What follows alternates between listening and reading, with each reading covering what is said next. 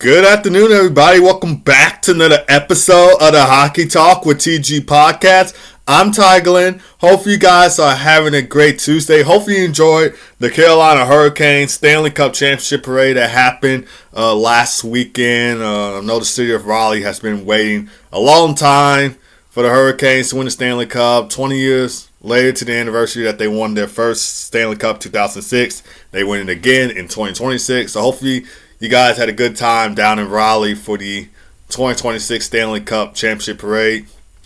And you guys also may be wondering, why am I wearing my Florida Panthers Win a Classic jersey and my Florida Panthers Win a Classic hat? And that is because we are going to be talking about the massive trade that went down on Sunday. And that was Brady Tkachuk going to the Florida Panthers for a couple of draft picks for the Ottawa Senators. We're going to be talking about that. Talk about the Hockey Hall of Fame Class 2026 inductees. Some of the biggest snubs. Talk about Jonathan Toews' time and so much more. So let's go ahead and get right into it. So as I just mentioned, so excited and happily, Brady Tkachuk is headed down to South Florida. Ottawa Senators trade him to the Florida Panthers for the Panthers' 9th overall pick, their 25th overall pick in this year's draft, as well as a 2029 first-round pick and a 2030 second-round pick. Man, oh man, is this good news. And then I saw the other day, or I should say yesterday, that Giannis is going down to the Miami Heat. So what a fantastic time to be a South Florida sports fan.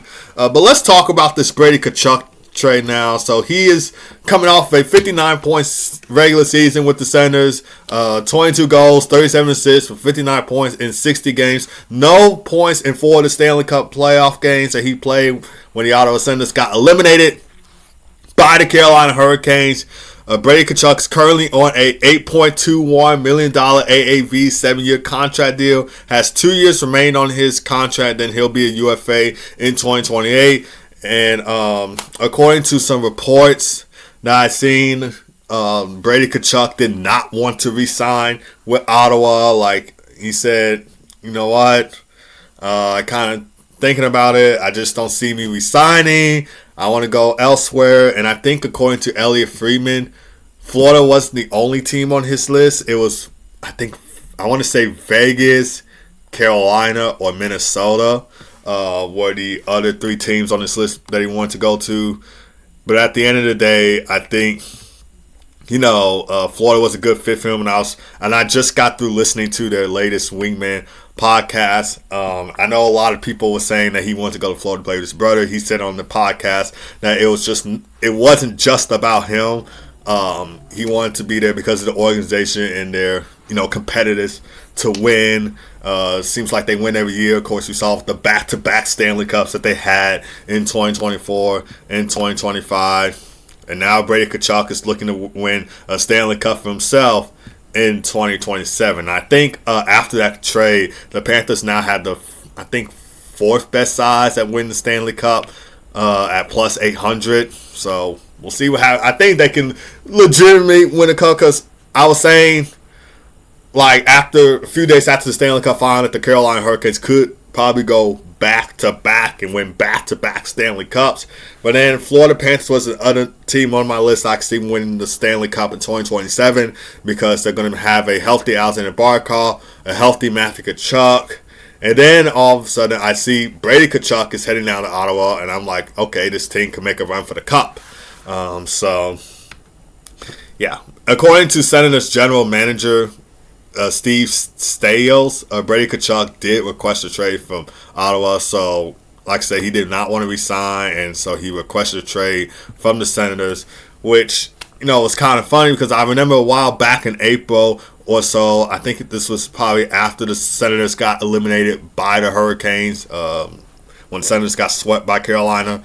Brady Tkachuk was saying that he didn't want to address any trade or rumors involving him being traded. Like, he didn't want to discuss the trade rumors following the Senators' elimination. And I think he was also saying that people talking about it kind of pissed him off a little bit, and he got upset about it And so he didn't want to discuss it. He didn't want to mention anything following the Senators' elimination to the Carolina Hurricanes. And this is what he said back on April 29th. He said this, and I quote, "I feel like I answered this hundreds of times. I feel like I never shown, never said, none of those things have ever come out of my mouth. And quite honestly, it's just getting frustrating. It's becoming a distraction. I have been fully committed to this team, to the city, and the talk. It's just becoming a distraction, frustrating to deal with." And before that, I remember Brady Tkachuk saying, I don't know if this was in his draft year after he got drafted by Ottawa, or maybe after he signed that 7-year contract deal with the Senators back in 2021. But he said that his goal was to bring a Stanley Cup to Ottawa, and he won't stop until he does. And then all of a sudden we see him getting traded to the Florida Panthers, which surprised a lot of people, including myself, which is kind of funny because this happened on Sunday afternoon, and then I was watching my friend Richard play in one of the adult hockey games, and I get a notification from Ellie Freeman saying that Brady Tkachuk's getting traded to Ottawa, which again kind of caught me by surprise. And another funny part about that is, a few days before that, I think this was on Friday or Thursday, I was watching the movie Step Brothers with Will Ferrell and John C. Reilly. P.S. Good movie. Great. One of the best comedy movies of all time, by the way. Has Will Ferrell and John C. Reilly in it. But anyways, I was watching Step Brothers in it, and every time when I watch the movie Step Brothers, I, kind of think of Brady and Matthew. Like, it kind of reminds me of Brady and Matthew, just kind of the resemblance of that almost. So, and then a few days later, after I finished watching the movie Step Brothers, I see that Brady's going to be playing his brother Matthew, which they have played with each other before on Team USA in the Four Nations, and most recently in the 2026 Winter Olympics in Milan, Italy. And so this will be the first time that Brady and Matthew will be playing with each other on the same team, which I am, very excited for. I can't wait to see how that all goes down. I saw a post from Bleacher Report, Open Ice, and they had a picture of Brady and Matthew in Florida Panthers jerseys. I'm going to show you guys the picture. It looks so sick.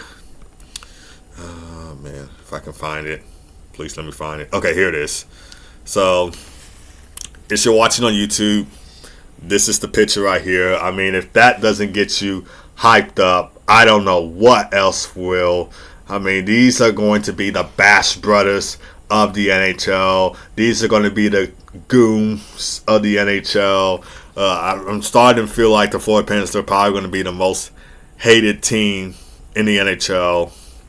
Of course, people hate on the Golden Knights, but I feel like Florida has kind of taken that spot. And here's a post from the Florida Panthers saying, "Welcome to Florida, Brady." So I can't wait for this. And it turns out Brady Tkachuk is going to be wearing number 8 for the Florida Panthers. He was wearing number 7, but I think Dmitry Kulikov is currently wearing number 7 for the Florida Panthers, and so Brady Tkachuk will switch to number 8. So, and this will get a lot of fans excited. At least some fans will get excited, especially if you're a Florida Panthers fan. You should be excited about this, and their identity just got even more difficult to play against as the Florida Panthers double down on physicality. You got the Tkachuk brothers. You got Sam Bennett, which, fun fact, in the Four Nations, Brady Tkachuk actually squared off with Sam Bennett when there was those 3 fights in 20-some seconds or so into the game where USA is facing off against Canada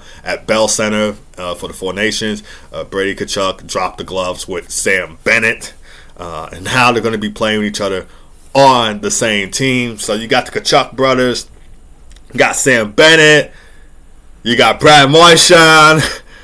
A lot of physicality on the team for sure. Then you got a healthy Alexander Barkov, team captain, plays a two-way game. Great leadership for him. And then the defense is good. I mean, man, that's going to be one sick team to watch for sure. I am very excited. I just want next season to come as quick as possible.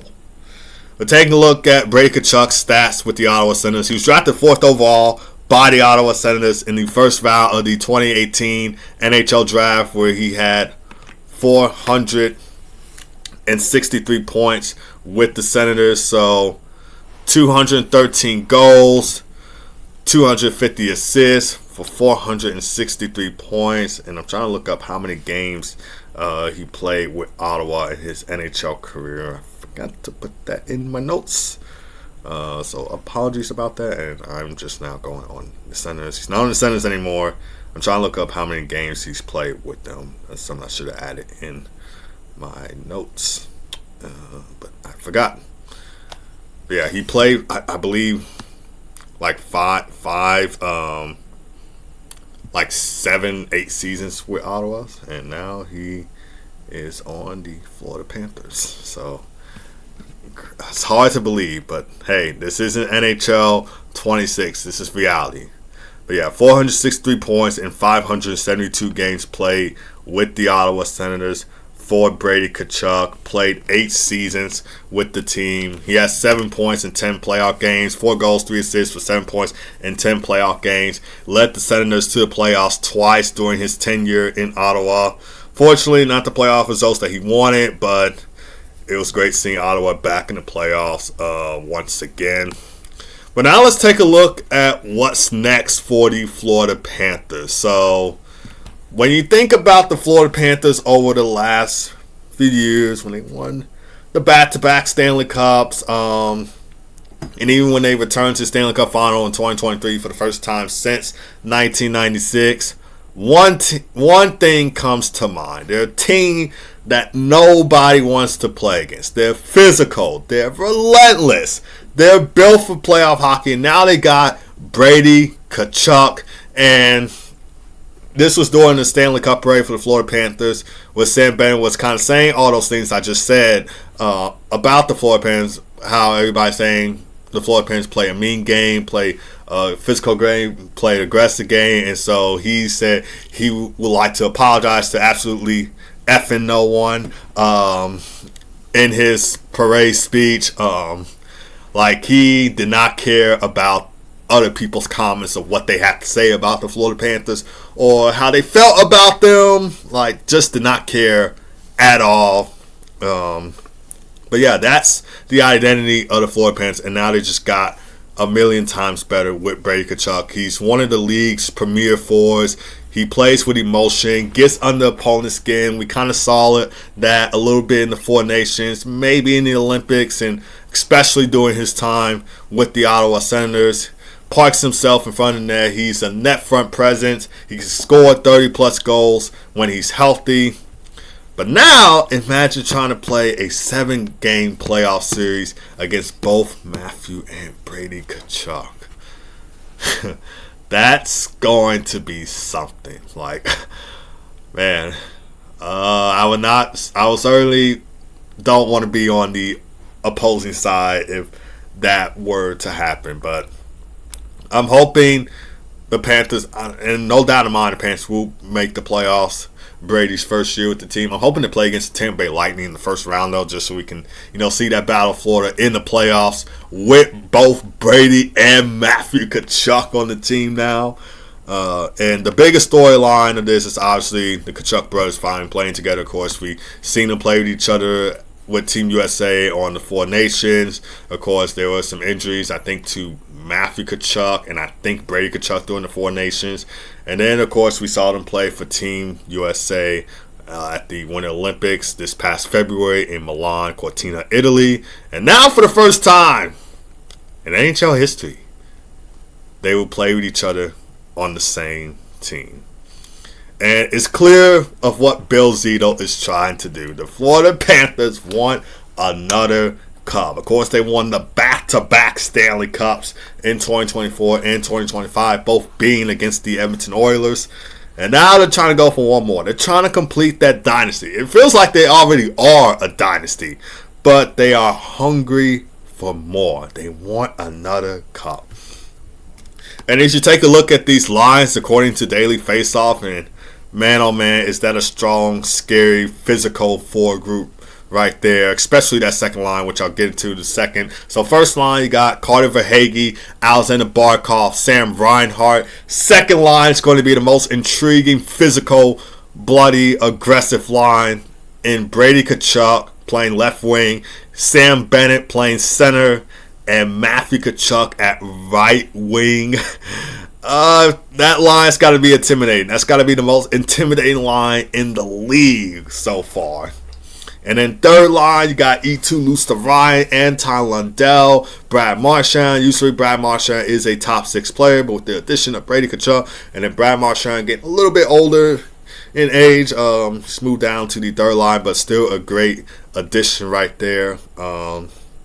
He can absolutely be a great bottom 6 player. We used to seeing him being in the top 6, but I think with his veteran experience, he could probably mentor some of the bottom 6 players on the team. So I like that third line absolutely in Eetu Luostarinen, Anton Lundell, and Brad Marchand. And in the fourth line, you got Jesper Boquist, Cole Schwitt, and Evan Rodriguez.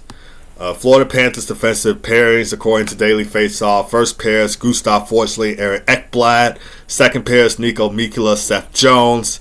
Third pair is Dmitry Kulikov and Uris Balinskis.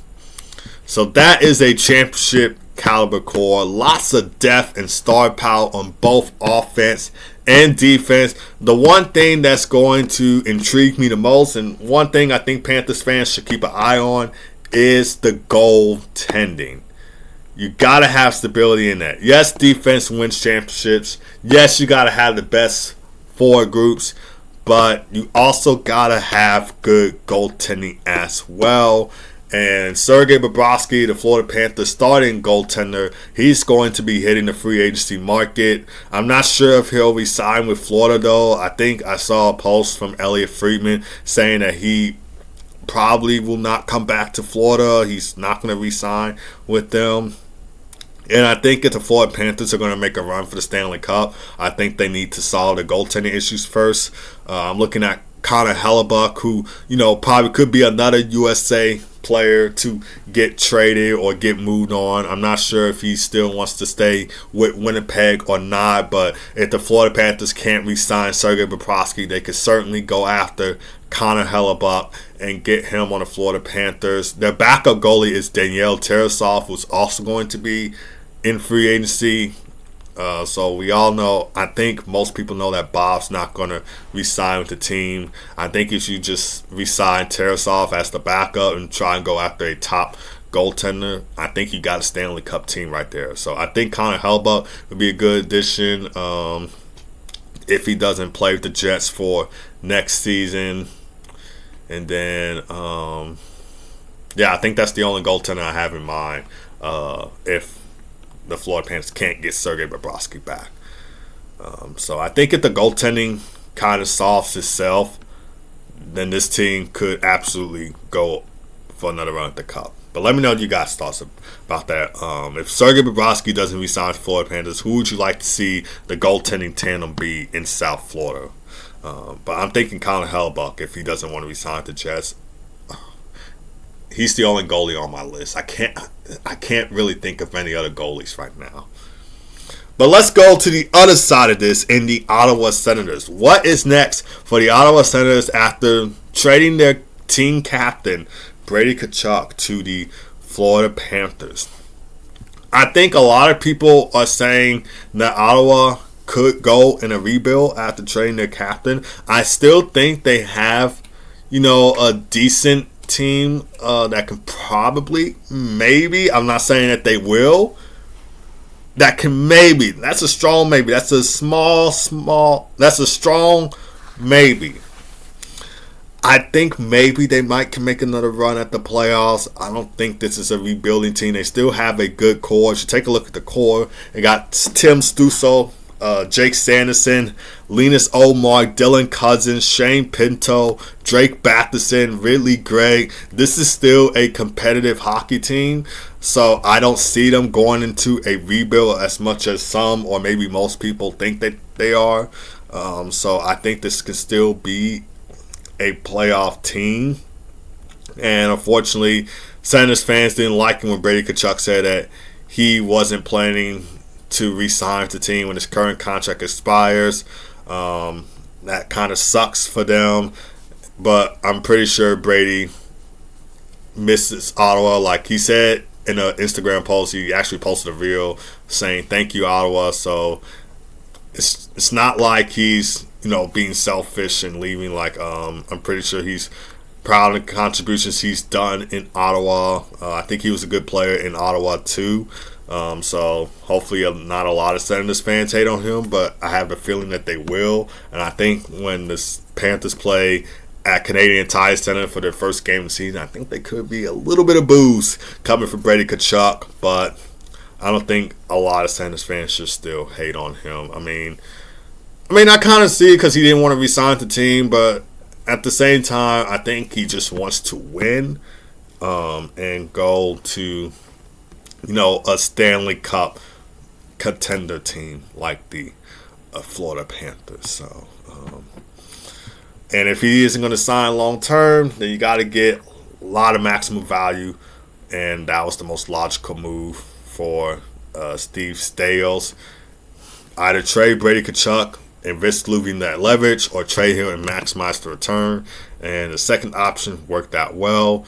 And the Senators have a lot of draft capital now. They have the 9th overall pick for the 2026 NHL draft, the 25th overall pick for this 2026 NHL draft, and then they have a 2029 first round pick and a 2030 second round pick. Those picks can become prospects. They can become trade assets. I mean, it's up to Ottawa, but I think they should, if they're going to trade some of their picks, which I don't think they will, but let's just say hypothetically they do, just keep the 9th overall pick. Don't trade the 9th overall pick, because if Ethan Belchess is still available, I think Ottawa should go after him and draft him in this year's draft. It makes a lot of sense for the Ottawa Senators to go after him. If he's still available on the draft board, they should draft him at 9th overall. He can absolutely fill. I'm not saying that he'll replace Brady Tkachuk, but he can fill in some of those Brady Tkachuk-X traits that Brady Tkachuk had when he was in Ottawa. Of course, the physicality stands out. He's a power forward, a net front presence. He plays at a high compete level. He's very aggressive. And he's a guy not to shy down for anything. So I see a lot of Brady Tkachuk and Matthew Tkachuk in his game.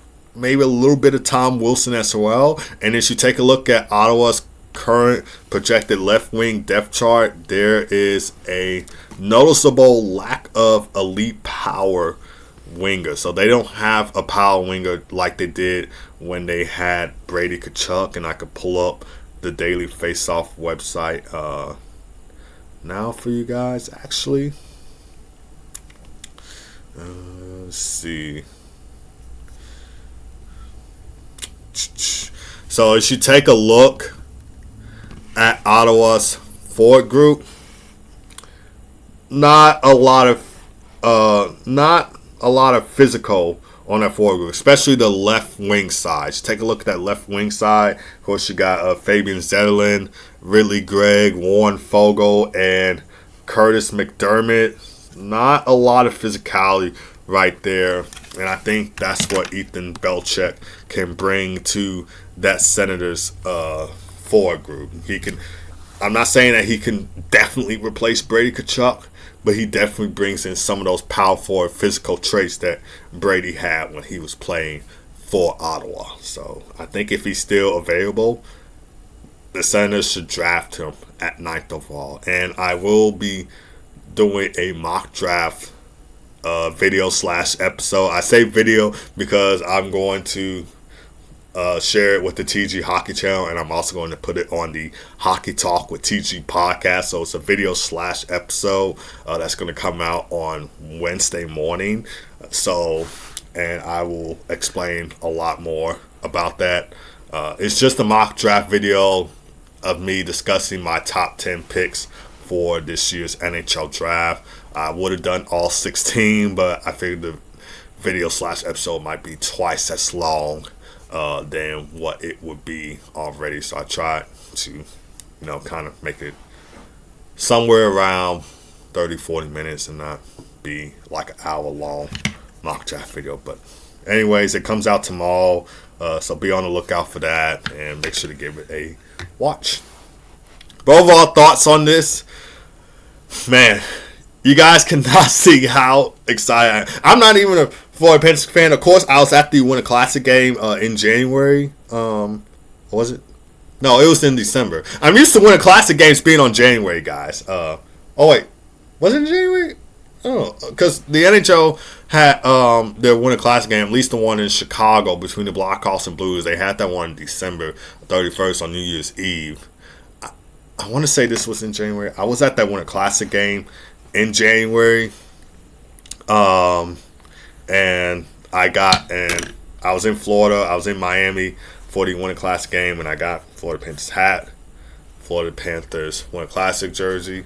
So that's why I'm wearing it. And also, just because I want to talk about the Brady Tkachuk trade, but you guys cannot see how excited I am to see both Brady and Matthew play on the same team. I mean, that's got to give you goosebumps. If that doesn't hype you up about the Florida Panthers, I don't know what will. I'm trying to see if that Winter Classic game was in January. I believe it was. Yep, it was in January. It was on January the 2nd of 2026. It was a great Winter Classic game despite the Florida Panthers losing, though. But and no Alexander Barkov or Matthew Tkachuk playing in the Winter Classic, which obviously kind of did hurt. Seth Jones got injured in the Winter Classic, which I'm actually wearing a Seth Jones Winter Classic jersey. But I'm not even a Florida Panthers fan. I'm a Blackhawks fan, as you guys all know. But I just wore this for this type of occasion to, discuss about Brady going to Florida playing his brother. This should be a surreal moment. I'm pretty sure the whole Tkachuk family was happy, especially with Keith Tkachuk being inducted into the Hockey Hall of Fame 24 hours later after the Brady Tkachuk trade went down. So I'm very excited, and I hope the Panthers can win a cup. I think if they do something about their goaltending situation, they can most likely win a cup. They just got to be smart with their goaltending tandem. And as you have the right goaltenders in goal, along with that great forward and defense group, this team could be your 2027 Stanley Cup champions. But let me know you guys' thoughts about that. What do you like about the Brady Tkachuk trade? Are you happy about the trade? Are you not happy about the trade? Did you guys agree or disagree with some of the comments I said? Do you have any questions? Do you have anything you'd like to add on? Just drop it down in the comments below. I will read them and I will respond to you in the best way I can. But let's go into some other news now, as the 2026 Hockey Hall of Fame class inductees have been announced. So this was announced on Monday afternoon. The official induction ceremony is scheduled for November 9th. 2026 in Toronto, but this was announced on Monday afternoon. Patrice Bergeron, Brian Burke, Cindy Curley, Carey Price, Pekka Rinne, and Keith Tkachuk are going to be the class of 2026 Hockey Hall of Fame inductees. So before I go into depth about each one of these Hall of Famers, there were a couple surprises in this one. Keith Tkachuk being just now getting into the Hockey Hall of Fame. I thought that one was a surprise for sure, because I thought he was already in the Hockey Hall of Fame. And seeing him just get in kind of caught me by surprise. He has a Hall of Fame type resume, and he was a great physical winger and someone who was very intimidating to play against in the 1990s era of hockey. So has a Hall of Fame resume, and I'm kind of surprised that he's just getting to the Hockey Hall of Fame, but still happy for him nonetheless. Another surprise. Come on, how's Rod Brind'Amour not in the Hall of Fame already? Won the Stanley Cup as a player and coached the Carolina Hurricanes, has a Hall of Fame type resume, played with the Hurricanes, Flyers, and Blues, and still not in the Hall of Fame. But we'll talk. But that was just something I wanted to, get off my chest at the start of this episode. And of course, we'll talk about some more biggest snubs later on throughout this episode of the Hockey Talk Teacher podcast. But let's start things off with Patrice Bergeron. So, of course, a few days before this, he's getting his number 37 retired by the Boston Bruins in 2026-27 NHL season. And then a few days later, he is going to be in the Hockey Hall of Fame in his first year of eligibility. He played 19 or 20 NHL seasons with the Boston Bruins, becoming one of the greatest two-way forwards in hockey history. Won a Stanley Cup with the Bruins in 2011. He won a record of 6 Frank J. Selke trophies. They might rename that to the Patrice Bergeron Trophy. Obviously one of the best defensive forwards in the game of hockey. And Patrice Bergeron finished his career with 1,040 points in 1,294 games played, 427 goals, 613 assists for 1,294 points. I mean, not 1,000. For 1,040 points, and 1,294 games played. Then he had 128 points and 170 playoff games played, 50 goals, 78 assists for 128 points and 170 playoff games played. And then he, on the international stage, he won 2 Olympic gold medals with Canada in 2010 and 2014. And he also won the IIHF World Championship gold medal. So he is part of the Triple Gold Club, in which those who don't know what that means or how you get to be a part of that, in order to be a member of the Triple Gold Club, you have to win a Stanley Cup, an Olympic gold medal, and a World Championship gold medal in the IIHF.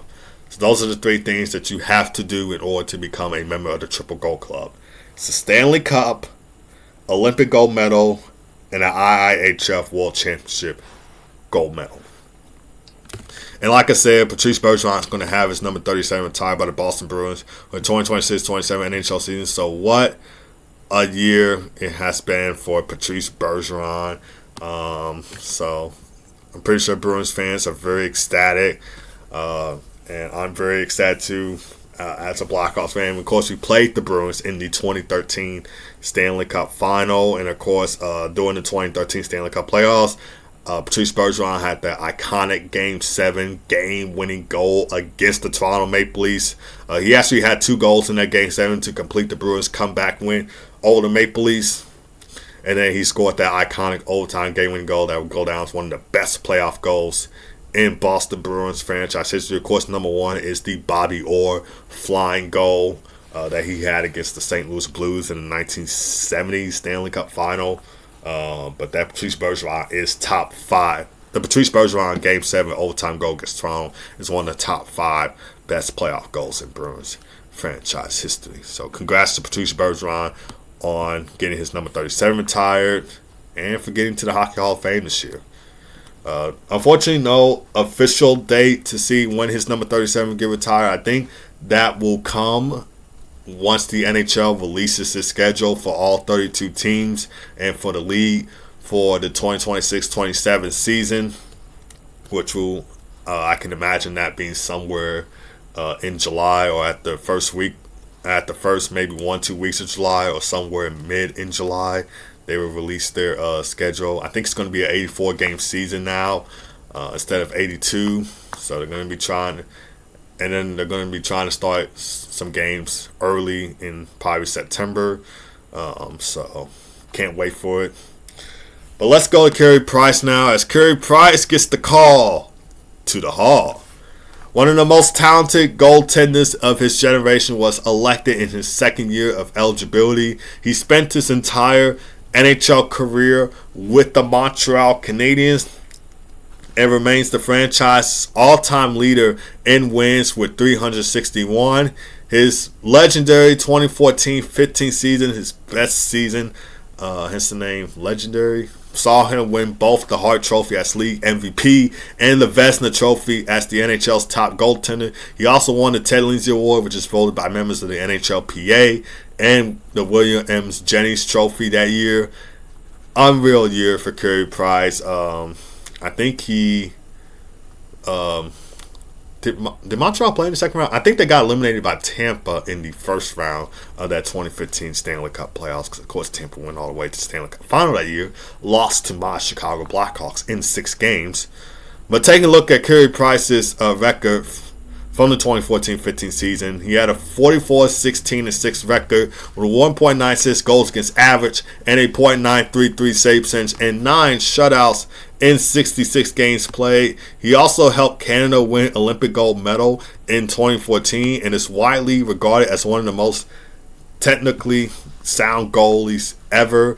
And he led Montreal to the Stanley Cup final in 2021, lost to the Lightning in 5 games, but still a great NHL career nonetheless for Carey Price.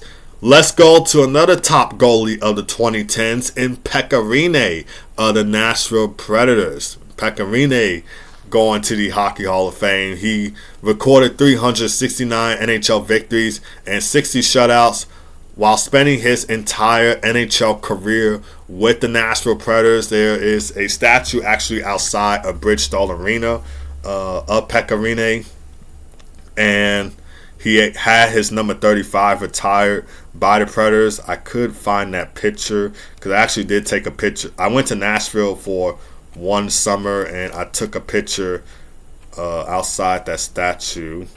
I'm trying to see if I can find it. I don't know when it was. I want to say it was somewhere 2024, but I'm trying to find a picture for you guys. Man, where is it?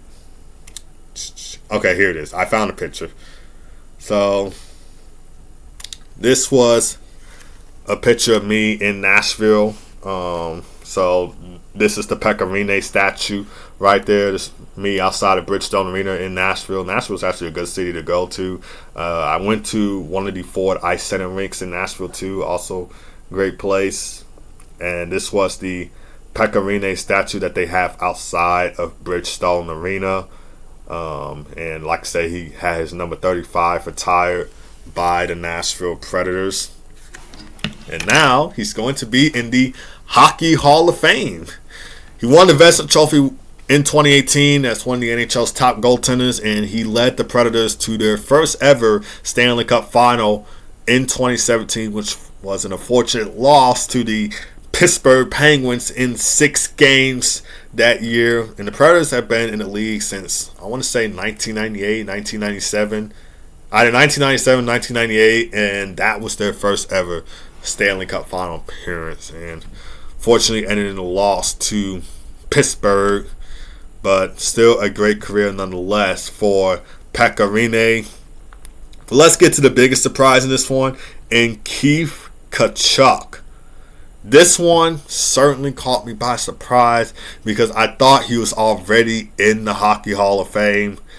Instead, he's just getting into the Hockey Hall of Fame. Sometimes I don't agree with what the board members of the Hockey Hall of Fame do. I think Keith Tkachuk should have already been in the Hall of Fame. He certainly has a Hall of Fame resume. He's one of the best NHL players to play. He's one of the best players to play in the NHL, one of the best to play the game of hockey, period. One of the best physical power forwards in this game. But after 14 years of eligibility, Keith Tkachuk is finally a Hall of Famer. He scored 538 goals during his NHL career and remains one of the highest scoring American-born players in league history. He played 18 seasons in the NHL with the Winnipeg Jets, with the Arizona Coyotes, St. Louis Blues, and Atlanta Thrashers. And he put up 1,065 points in 1,201 games played, 538 goals, 527 assists for 1,065 points in 1,201 games played. 56 points in 89 games played, 28 goals, 28 assists for 56 points in 89 games played. And his induction comes just days after Brady Tkachuk gets traded to the Florida Panthers and goes to play with his brother Matthew, making it a memorial, maybe 2-3 days for the entire Tkachuk family. So congrats to them, and congrats to Keith on getting inducted into the Hockey Hall of Fame. Brian Burke gets the call to the Hall. He receives his recognition as a builder. He held executive positions with several NHL organizations and became one of the league's most recognizable front office figures. He led the Ducks to the 2007 Stanley Cup final and led them to a Stanley Cup win in 2007 against the Ottawa Senators. I think he was GM of the team, and his influential work was key to several multiple franchises over several decades in the NHL. So congrats to Brian Burke. And then Sidney Curley becomes the Women's Player Inductee. And she was a great pioneer for her groundbreaking impact on women's hockey. She played for Team USA during the formative years at the International Women's Hockey event. And at the inaugural Women's World Championship in 1990, she recorded 23 points in just 5 games, a tournament record that still stands to this day. And her induction highlights the Hockey Hall of Fame's continued effort to recognize the pioneers who helped grow the women's game of hockey. So, congrats to all 6 of these inductees. Very well deserved. Let's talk about some of the biggest snubs who missed out on this Hockey Hall of Fame class. And the first thing first, Rod Brind'Amour. Rod the Bod. Rod Brind'Amour. How is he not in the Hockey Hall of Fame yet? As a player, his resume is incredible. He played 20 seasons in the NHL with the Carolina Hurricanes, St. Louis Blues, unfortunately, and the Philadelphia Flyers. And he had 1,184 career points in 1,484 games played, 452 goals, 732 assists for 1,184 points in 1,484 games played. Those numbers alone put him in serious Hockey Hall of Fame territory. And not to mention, won the Stanley Cup as team captain of the Carolina Hurricanes back in 2006. He also won 2 Frank J. Selke trophies as the NHL's best defensive forward in 2006 and 2007. Again, both coming with the Carolina Hurricanes. One of the most respected leaders in hockey. He wasn't just productive, he was just complete. He could score, he can defend, he can win faceoffs. He's a great penalty killer, can play on special teams. He was a locker room leader. And that alone, his player success should have put him in the Hockey Fame, but not to mention the success that he's had as coach of the Carolina Hurricanes. The Hurricanes, before Rod Brind'Amour came in as coach of the Hurricanes had a rough, tough, lonesome, crazy 2010s era of Carolina Hurricanes hockey, missing out on the playoffs many times throughout that era. Couldn't find an identity, just sucked, didn't know if this team was ever going to win a Stanley Cup once again. They struggled to find an identity for themselves. But when Rod Brind'Amour took over as head coach of the Hurricanes, this was back in 2018, they became one of the NHL's most consistent, aggressive, high-powered offensive teams in this game. The culture changed, standards changed, expectations changed.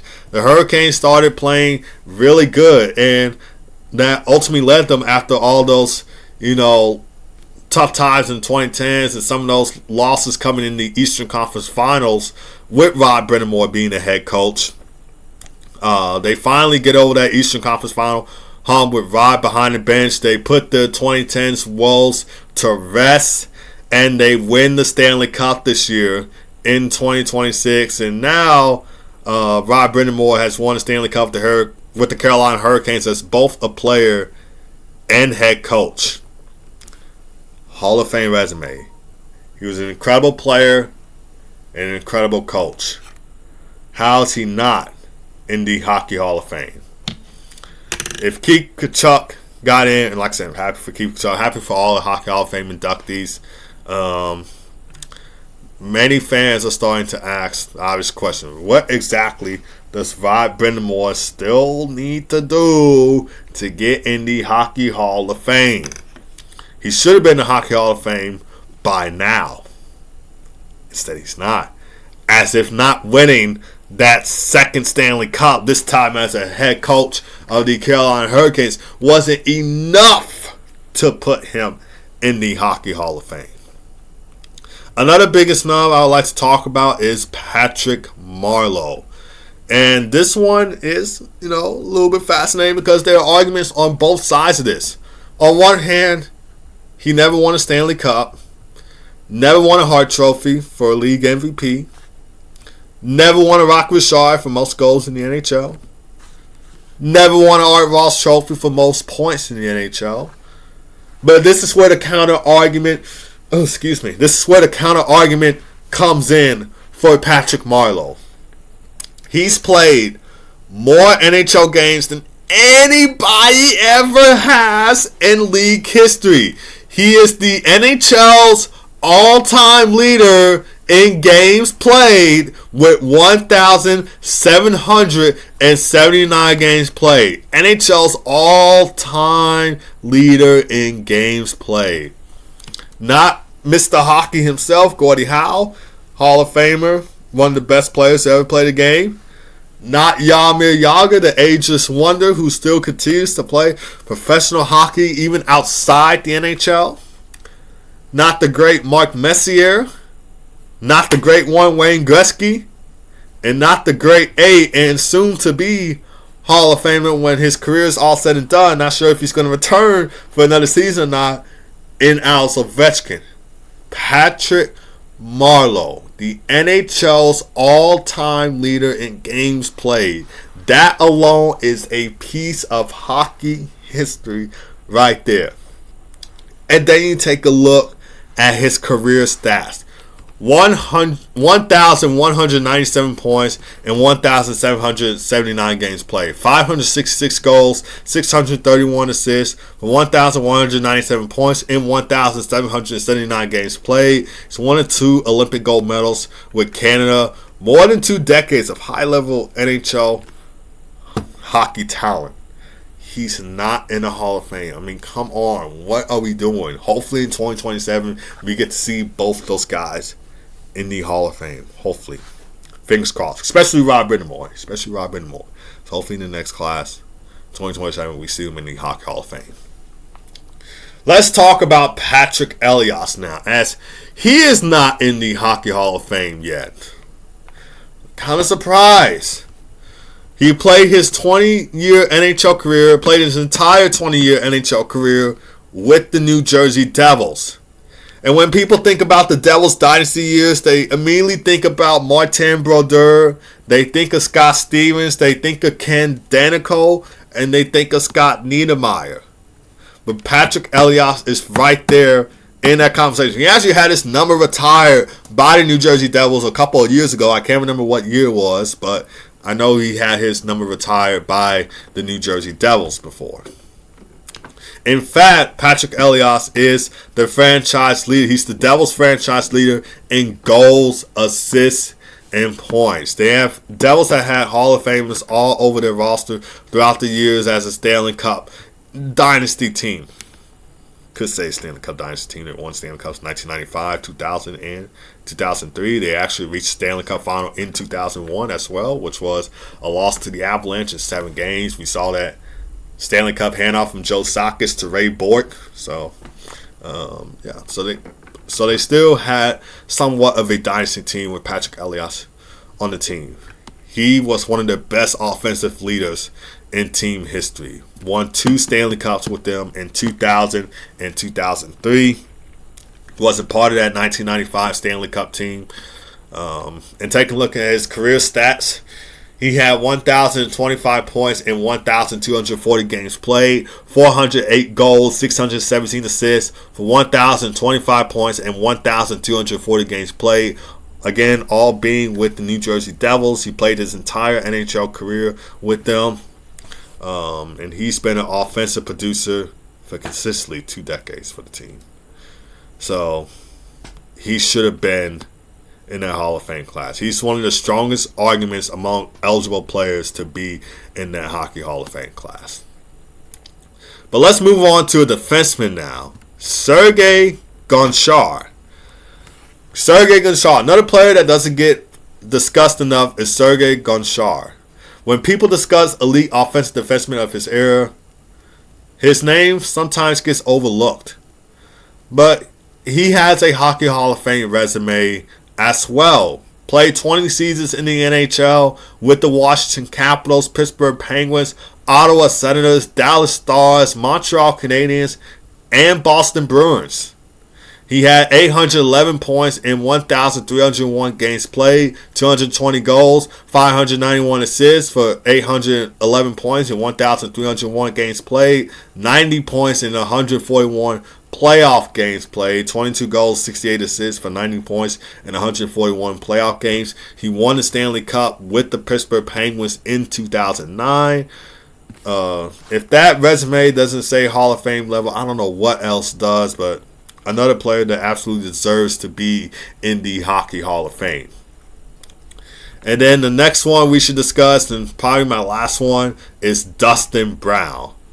A lot of Kings fans believe he should be in the Hockey Hall of Fame. He led the Kings. He was actually team captain of the LA Kings. So he captained them. He led them to 2 Stanley Cups in 2012 and 2014. Unfortunately, 2014. I say unfortunately because the Kings had to get past my Chicago Blackhawks in the Western Conference Finals to win the Stanley Cup in 2014 against the New York Rangers. And it was Alex Martinez who not only scored the game-winning goal in Game 7 of the Western Conference Final that year, but he also scored the game-winning goal in Game 5 of the Stanley Cup Final for the Kings to win the Stanley Cup.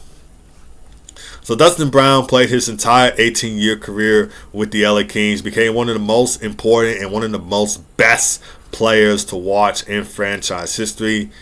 And he should, no doubt in mind, be in the Hockey Hall of Fame. I mean, he's never won an individual award, but he was viewed as he was viewed as one of the best players to ever play for the LA Kings. Probably not viewed as one of the best players in the league, but one of the best players for that LA Kings organization. And he should, no doubt in mind, be in the Hockey Hall of Fame. So overall thoughts on this, I'm happy for the current draft class. I just thought there was a lot of misses, like Rod Brindamore, Patrick Elias, Patrick Marleau. I thought those guys should have been in the Hall of Fame, should have been part of that draft class. There were a couple surprises as well, like Keith Tkachuk being in the Hockey Hall of Fame, just now getting to the Hockey Hall of Fame. He should have been in the Hockey Hall of Fame already, but still happy for him nonetheless. Patrice Bergeron, we already knew he was going to be in the Hockey Hall of Fame. I mean, once the Bruins retired, it's number 37. And a few days later with Hockey Hall of Fame announcement, we knew he was going to be a lock. So that was for sure. He was going to be in the Hockey Hall of Fame. And then Carey Price and Pekka Rinne, 2 of the best goalies in the 2010s. The 2010s is when I became a hockey fan. And they were some of the best goalies to watch in that era. And it's great to see that they are going to be inducted into the Hockey Hall of Fame. Let me know you guys' thoughts on the Hockey Hall of Fame Class 2026 inductees. Do you like the current class? Are there any biggest surprises? Any surprises came to you guys? Any players that you thought should have been in the Hockey Hall of Fame but are not? Who would you put in the 2027 Hockey Hall of Fame? Let me know you guys' thoughts about that in the comments down below. Would love to see them. Whether you agree or disagree with some of the stuff I say, anything you'd like to add on, just let me know down below.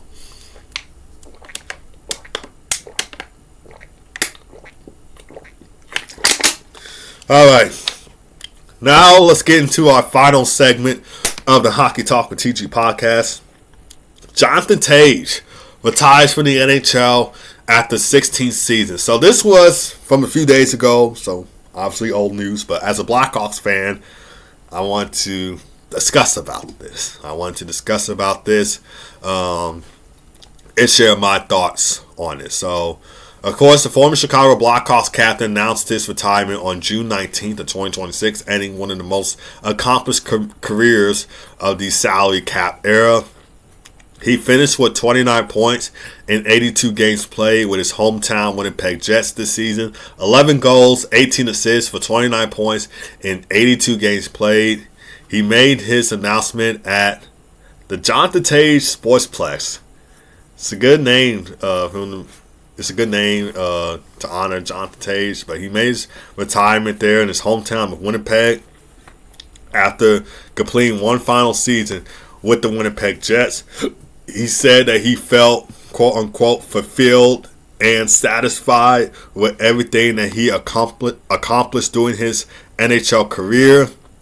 And although he finished his career in Winnipeg, Jonathan Toews spent much of his retirement speech, as he should, reflecting on the Chicago Blackhawks organization and the team itself. He described his time in Chicago as a quote-unquote dream come true and spoke emotionally about the people who helped him shape his career. He thanked his former coaches, management, ownership, teammates, staff who were part of the Chicago's championship era. And I wanted to show you guys this post from Patrick Kane, obviously one of Jonathan Toews' former teammates. So let me show you guys the post, if I can get to it. Come on. This is from a few days ago, obviously, because this is when his retirement was announced. I'm going to see if I can find it. I think this is after the Hurricanes won the Stanley Cup. So this was from Patrick Kane, and this post from him brought me into tears. He said, "Congrats to this legend on retirement. One of the best leaders the game has ever seen. I could not have asked for a better teammate to come into the league with, and I'm proud of all our success together over the years." This picture and this post, like I said, brought me to tears. I was very emotional when I read this, considering these were two players I grew up watching, especially Patrick Kane. Two players I grew up watching during the Blackhawks dynasty eras. Two players who are one of the reasons, or at least a few of the reasons, of why I got into hockey. The Blackhawks were a huge part of me getting into hockey and me liking hockey. When they became a Stanley Cup dynasty, capped off the Stanley Cup dynasty in 2015, I got into hockey. They were a big reason, a part of that. This was my childhood right here, like unreal. Like it just brought me to tears. Like I was very emotional about that post that Patrick Kane did. But Jonathan Toews, just, kind of amazing of how time flies by so fast. Two of the best players to ever play for the Chicago Blackhawks. Obviously, Kane is still going. Toews is unfortunately retiring, but a great career nonetheless. And just thank you for the times that he's played on the Chicago Blackhawks and everything he did for the organization. Played the majority of his career with the Blackhawks. Played 15 seasons with them before playing that one final season in Winnipeg. Led Chicago to 3 Stanley Cups in 2010, 2013, and 2015. He won the Conn Smythe Trophy for playoff MVP in 2010. Won the Frank J. Selke Trophy for Best Defensive Forward in 2013. And then in 2015, he received the Mark Messier Leadership Award and was widely regarded as one of the league's premier two-way centers, alongside players such as Patrick Kane and Duncan Keith, who also played the majority of his season with the Blackhawks before playing his one final season with the Edmonton Oilers. Jonathan Toews became one of the faces of that era. He became captain of the Blackhawks before his second NHL season at just 20 years old, making him one of the youngest captains in league history at the time, and also the youngest captain in Blackhawks franchise history. He was captain of the team from 2008 to 2023. And of course, he missed the past two NHL seasons, so 2023-24 and 2024-25 season because of health issues. He was on a quote-unquote healing journey in India, had to focus on his health, had chronic inflammatory issues. He wanted to get that settled. So he missed the NHL for like 2 seasons before making that unreal great comeback, signed with his hometown Winnipeg Jets for the start of the 2025-26 season. And then take a look at Jonathan Toews' Olympic success. He won 2 Olympic gold medals for Canada in both 2010 and 2014. He also won the World Championship and also won in the World Cup of Hockey event in 2016. So he is part of the Triple Gold Club, which again, in order to be part of that, you have to win a Stanley Cup, you have to win an Olympic gold medal, and you have to win a gold medal in the IHF World Championship. And he was also named one of the top 100 greatest NHL players of all time during the NHL Centennial Celebration in 2017. And so Jonathan Toews wraps up his career, 16-year NHL career with 912 points and 1,149 games played with the Blackhawks and Jets, 383 goals, 529 assists for 912 points and 1,149 games played. 15 seasons with the Blackhawks, he had 883 points and 1,067 games played, so 372 goals, 511 assists for 883 points and 1,067 games played in his 15 seasons with the Blackhawks. And then 119 points and 137 playoff games played, all being, of course, with the Blackhawks. 45 goals, 74 assists for 119 points and 137 playoff games played. Overall thoughts on this one, I'm sad to see him go, sad to see him retire, but just want to say thank you for all the times that Jonathan Toews did in Chicago and helping us be one of the top teams of that 2010s era of hockey. That was my era of hockey. That was my childhood. That's when I became a fan. The Blackhawks were a huge part of that. Besides me, growing up in Murrayville, Indiana, staying like 45, 50 minutes from Chicago. But yeah, I've been a Blackhawks fan since I was 12 years old. It got me into hockey. And I grew up watching a lot of Patrick Kane and Jonathan Toews. And certainly going to be missed on the team. And hate to see Jonathan Toews retire from the league. I thought his return to Chicago was an absolute W. The Blackhawks fans gave them a huge standing ovation that lasted more than 3 minutes. Was very emotional. That was a very emotional game. Had some tears shedding when they gave him that tribute. Same thing with Patrick Kane when he made his return to Chicago for the first time. So it was a great comeback effort for Jonathan Toews. I do respect it. For sure. I do respect the comeback effort. I mean, it's not like he was just going away and not telling anybody that he was retiring. He made the effort to come back for one more NHL season, and it was a great season nonetheless for Jonathan Toews. Despite the Jets not making the playoffs, I want to see the Jets make the playoffs so Jonathan Toews can win one more Stanley Cup to cap off an exciting, magnificent NHL career. Unfortunately, that did not happen, but still a great comeback season nonetheless for Jonathan Toews. We knew if there was one person that was going to make a comeback and return to the NHL to play at least one more season or to get back to the game, it was Jonathan Toews. Like, he's a great captain, a great leader, one of the best two-way centers, and one of the best players to ever play the game. He's a Chicago sports icon. He's a Blackhawks icon. So even though that he played with his hometown Winnipeg Jets, he will always be family in Chicago. He will always be an icon for Chicago and for the Blackhawks. A first ballet Hall of Famer for sure. Of course, you have to be retired from the game 3 years for eligibility. And Jonathan Toews is just now retiring. So somewhere in 2029 or 2030, we should see Jonathan Toews get the call to the Hall, and I will be so excited when that happens. That's going to do it for this episode of the Hockey Talk with TG podcast. Thank you guys for tuning in. Of course, another hour episode of the podcast, but I really do appreciate it. Hope you guys have a great rest of your day. Keep God first as always. Be blessed. Don't forget to hit like, subscribe to the podcast on YouTube. Make sure to follow Spotify, Apple Podcasts, and iHeartRadio.